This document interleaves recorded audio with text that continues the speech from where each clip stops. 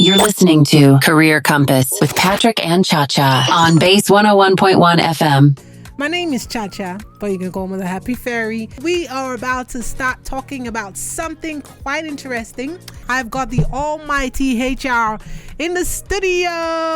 Pato! Let me give him his applause. Welcome, Mr. Patrick. Pato. I'm not saying anything until I hear my applause. It's, you know, the hear him. I can't hear it. It's not enough. Aha, thank you. Are you okay now? I'm okay. You're on deaf me with applause. Like guys, if you're just tuning in, you're most welcome. Today we're talking about different things. Well, this team is quite interesting. It says The Devil Wears Prada. It's a movie. Did you watch the movie? I did. I think I did. I must have. Who watched the movie Devil Wears Prada here? I must have. I did watch it. So I'm just going to feel among and say I watched it. I'm so bad with movies because the thing is, I forget things that I've seen, I've watched. Yeah. When I'm halfway through a movie and then I realize, I saw this before. Sometimes I watch movies on social media. So okay, so just watch the clips. So basically, The Devil Wears Prada is about a young lady, Andy, who starts off her career and she met she joined the company. It was a high pressure environment and she worked literally under a boss from hell. She tried to hack it for a while and after a while she couldn't hack it anymore. She chose herself over her career. So I guess the theme of today's conversation would just capture the nuances of working in a very high pressured environment, right, and then the temptation to lose yourself whilst working in just losing yourself for the sake of your career. So is it I don't know, somebody once said caught between a dream and a job. Okay, so many people sacrifice who they are, right, because of the job or their career, and it happens especially when you find yourself in a high pressure stakes environment. So here we call it a fast-paced environment. And as HR, I see some of these things in interviews. When you ask candidates, you're like, tell me, what are your strengths? Like, yes, I like function. Pressure brings out the best in me. I like to work in a challenging environment that will bring out the best. In fact, I'm like diamond. I shine under prayer. Not be smart. So we've heard all these sayings, but is it really healthy for you? Is it healthy for your career in the long run? Now, Lagos, if you've ever been in a situation where you're putting so much effort at work, you're throwing in all this energy, so many things that you're doing, sometimes it becomes overwhelming. But, I just wonder if you've ever lost yourself trying to prove your worth at work. It is a constant thing that a lot of people do. They feel like they need to do extra, what would they say? Sometimes it's called eye service. Going the extra mile. So, don't bosses like it when people go the extra mile? What are the signs that a person is losing themselves to their jobs? So there's nothing wrong with going the extra mile for your job, okay, when occasions require you to do so. But when going the extra mile becomes the norm, so where is the finishing line? And the truth is, in jobs there's really no finish line. But here are some signs that you are crossing a line and you should call yourself back. So many times people lose themselves in order to just fit in. They lose their values. If you're a Christian, maybe you stop going to church because of work. You work literally Mondays to Sundays. You used to work out, you used to exercise. You no longer find yourself being able to exercise, eat healthy. Maybe it's as simple as you had a hobby, you used to play tennis, you used to dance salsa. Those things that made you tick as a human being. You're no longer able to do it.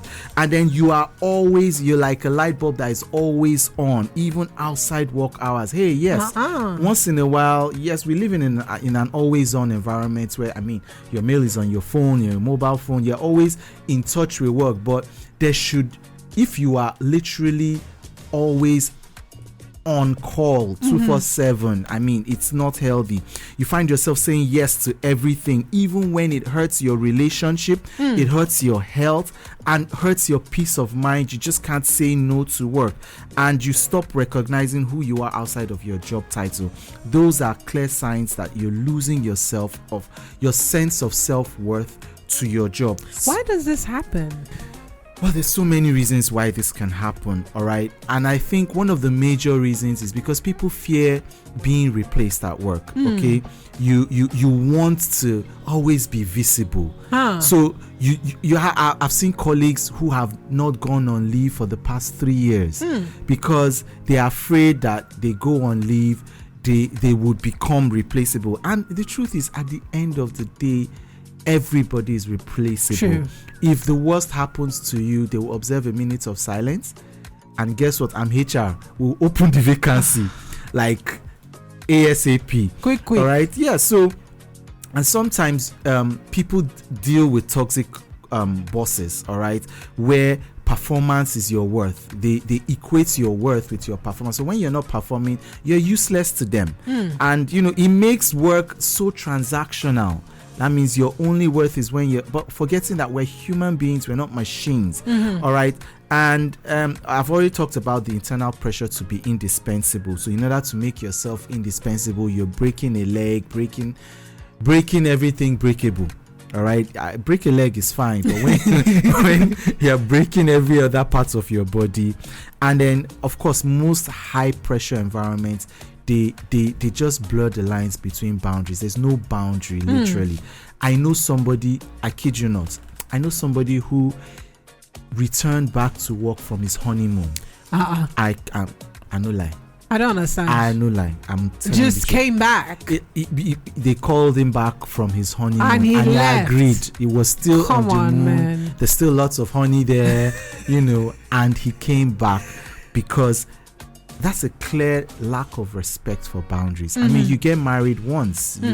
You have one shot at a honeymoon. You should have one shot at a honeymoon. Imagine being called back to work from your honeymoon. Me, I will go with the man. Now me and you will go sit down for that office. Okay, so that's one of the reasons why. So how do you typically get yourself out of that? This whole, how do you recover from being stuck to your job, losing yourself to your job? So the first thing is learn to separate your perception of your self-worth from your job. I mean, the job should not be all that defines who you are as a person. And if all these don't work, look, seek a leader or a manager who values your humanity and not just your hustle. Sometimes people, we put ourselves into work. We throw everything we have into our businesses, whatever job that you have. Sometimes it's because you need to succeed. I mean, I would say to myself that there used to be a time when I'm just all about work. I just want to make sure this is done right. I put all my heart and soul in things that I do, but sometimes it's successful, sometimes it doesn't go how I wanted. But I wonder, sometimes I question myself. I ask if success is worth enduring toxicity for the sake of experience or exposure. Yeah, so truthfully, some people endure toxicity for various reasons, and sometimes you can endure toxicity because this job would look so beautiful on your resume, all right? Or I was the project manager at, I'm not going to call any company. It's just going to look so, that eye candy will help your resume stand out, and you're tolerating things you shouldn't tolerate because you think, you're taking one for the career, one for the resume. And you feel like, this job, you're learning a lot on this job, even if it's killing you, irrespective of the price. I don't think learning should come at a price that kills you. And then sometimes some people feel like this job is the best thing that happened to them since the invention of sliced bread. You feel like opportunities like this will never come your way again, so you just have to bear the brunt of this, this opportunity. And then, Nigerians, we are the most optimistic people on earth. So research has said. So, we just hang in there. There's this hang in there mentality that it go better, things will get better. And these are the reasons why some people may, irrespective of all the red flags, may choose to stay in a toxic environment. That's right, Lagos. We are talking about selling your soul to your job. Now you make it sound creepy. It is creepy. So if you feel like you've sold your soul, you don't know anything aside work, this is the hour for you. This is Base 101.1 FM. My name is Chacha. I did ask a question before we went on a music break. It was about, enduring toxicity for the sake of experience.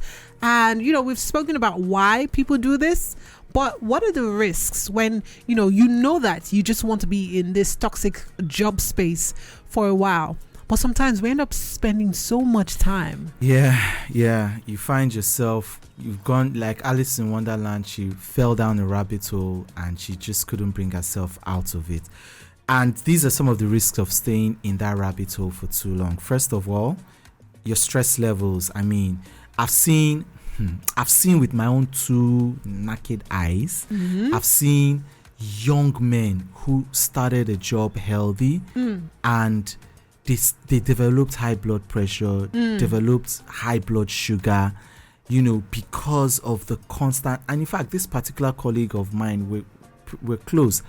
I mean, because of the work pressure, this guy always had a 6-pack of power horse. No, I kid you not. In the mini fridge, right? He was always, every time, 6-pack, and I kept on telling him, guy, this is not good for your health. So, and he was like, Pato, what can I do? Stress. I mean, I've seen grown men, father of children, come out of meetings in tears. I mean, it's one thing to see women cry. Sorry, I don't mean to bring out the gender card, but women cry. It's soft. like, we have a it's cry like baby in the studio. Chacha can just start crying now. No, just like that. Like it's like a gear. You just shift it into gear. Cry. No, I'm not Vivian. But I mean, if we meet, if we see Gabriel here now, he just starts crying. See, this show will stop. Actually, we will pause this show to find out why this grown man. This adult, full-grown, mature adult, grown man with hair on his chest, crying. So because crying is not second nature to men. I mean, so that is what stress does. And you stay there too long, it would tell on you. It would tell on your health. You burn yourself out, and emotionally, it would damage your self-esteem. Right. You've stayed in an abusive relationship so long, you've normalized abuse, such that you don't know what a normal, healthy workplace relationship or workplace experience should be. You normalize being abused. It gets to a point where they no longer abuse you. They insult your family, your lineage, I would never be in a place like that. And your sensitivity to abuse becomes dull and it becomes normal. You normalize it, and then guess what? In a final risk there is you deplete yourself emotionally. You stay there so long that your emotional reserves are just completely depleted, and you give up. No, I mean, how do you get over that? And also, sometimes when you're in an office environment, you tend to see that your leaders, your bosses, they're tough. And some people say that some bosses require or want tough love. But when do you know this has graduated from tough love into, control? Yeah, so, I'm one to say, especially Gen Zs. Let me pick on Gen Zs again. Any little thing, mental health, we've discussed that. So, look, there's healthy pressure, right? And then there's unhealthy pressure, right? So your boss is not there to mamby-pamby you, right? Your boss should give you the right kind of pressure to bring out the best in you. But there are some times where tough love, it becomes too tough. All right. But here's what tough love should look like. Okay. Honest feedback, right? If you're doing great, Chacha, great job. Chacha, I need you to improve on A, B, C, D, E. That's honest feedback. All of us thrive with honest feedback. It gives us room to improve. I mean, every house we know, the largest room is a room for improvement. Honest feedback helps us improve. All right. There's nothing wrong with having high expectations, okay? And then whilst giving support and mentorship. All right, it's not right to set high expectations and leave your team to go figure. All right, tough love is making sure your expectations and standards are high whilst offering the support your team need to achieve those high standards. And then you challenge people with respect, not naming and shaming, and not playing the shame game all the time. All right, so tough love should be challenging. Yeah, now when tough love crosses the line and becomes controlling, when you don't balance criticism and encouragement. All right, so somebody once said do the sandwich approach, so commend, criticize, and commend. I do that. You do that. All right, so your commendation and criticism should be balanced, but where there's you criticize, that's a lot. That's controlling, right? Micromanaging every move, every decision. In fact, before Chacha sits down, she should get approval. Before she drinks coffee, she should get approval. Before you go use the restroom, you should get approval. Like, really, you might as well put a chain on my neck. I mean, so I mean, there's management, there's micromanagement, I think, and then guilt tripping people who do not make sacrifices to go to do overtime. Hey, look, overtime is not normal, shouldn't be the norm. And when people can't have other life issues that they need to pay attention to, you don't guilt trip them. I've seen companies where you guilt trip employees for going on vacation. Yes, it happens. And then there's the undercard of fear of losing your job. If you don't bend to the manager's demands, and then some managers can make you feel like you owe them for your success. So you owe them unbridled loyalty because of the opportunity that they are giving to you. So I think that's where there's tough love, and then there's tough control. Now let's talk about an office environment where you've been giving all your sweat, blood, everything, all your time, and your boss is doing tough love with you. I mean, it becomes very toxic. But how do you start to stand your ground respectfully? I mean, you've already made the mistake to give so much time. You've already been put in a box where you feel like you need to do extra. So how do you take your ground back and stand it and be respectful? Yes, you've lost your ground. Yes. You sacrificed your ground. Now you want to address the devil wearing Prada. As in, you want to stand firmly. All right, so first of all, use assertive language, not aggressive language. All right, so there's this psychologist that says when communicating feelings, use I statements. All right, that helps you communicate feelings better. So speak confidently without being confrontational, using this I statement. So start with, okay, I understand your points of view, but here is my perspective. All right, when you start with a you statement, you make the other party feel defensive, right? So instead of me saying, Chacha, what you are saying doesn't make sense, if you start with an I statement, I understand what you're saying, but here's my perspective. So it helps the other person be more receptive to what you're trying to say. I am not comfortable with your approach, and here is why. Instead of Chacha, this thing you're doing is not nice. Right. So that's in communicating. Also avoid sarcasm. I wouldn't. Avoid raising your voice. Okay, and also avoid passive aggressive tones. Okay, you just bring out the devil in the devil if you don't abide by this rule.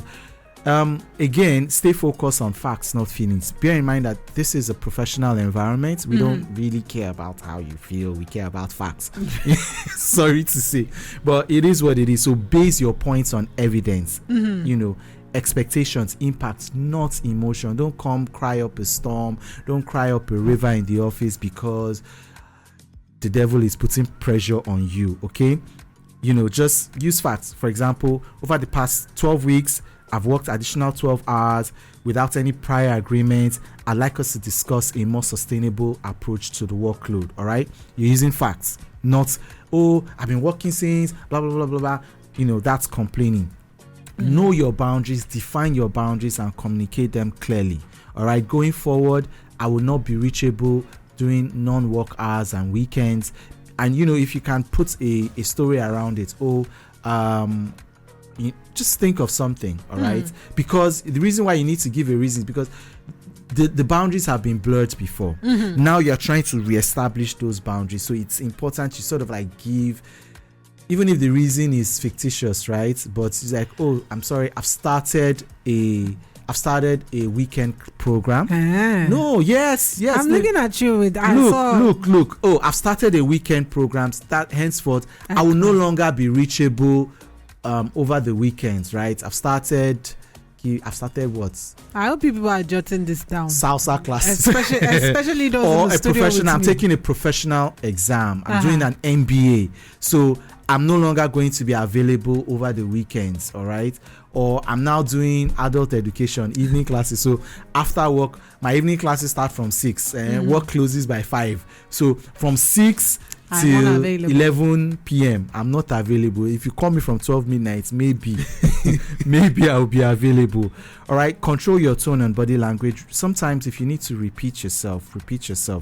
Recall that I told you that I started a adult evening classes, right? So recall that I mentioned that from 6 to 11 p.m. I'll be having classes, so I will not be reachable. Okay, seek for solutions and not conflict, and if push comes to shove, know when to escalate. All right, so we've been in this business, we've been here, we've stressed ourselves, we've spoken about how we feel, but what is the best way to walk away from a toxic job or even rebuild your confidence? So I'm going to say this, right? There comes a point in time where you have to acknowledge the truth, which is, this ain't working. You can't keep doing this to yourself. You have to prioritize yourself. And when you come to that realization, then you can now take the next step, which is step 2. I say create an exit plan, not an escape plan. I remember one time where I was having, there's this thing that when you resign, you have what you call that exit interview with HR. So I'm HR, of course. So when I resigned, I had an exit interview with the head of my division at that point in time. And, the first thing he said to me was, oh, Patrick, tell me your resignation is not a knee-jerk reaction to something that happened in the office.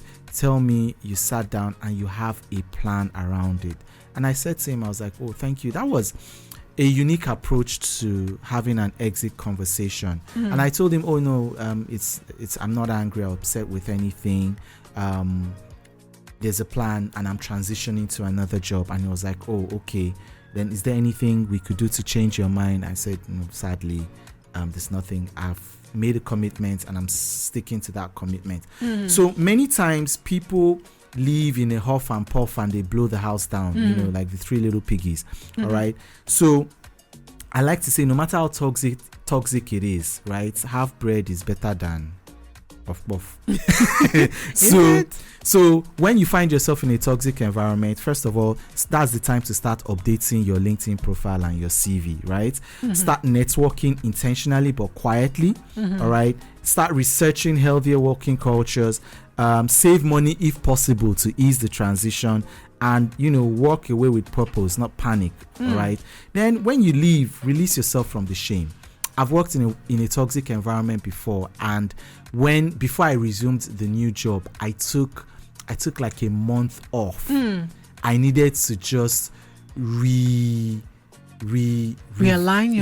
myself, revitalize. I know that feeling. I needed to empty my spirit, my soul, everything, and recharge. And I can relate. Come into this new company a new person, a born again. I can relate. You can relate, right?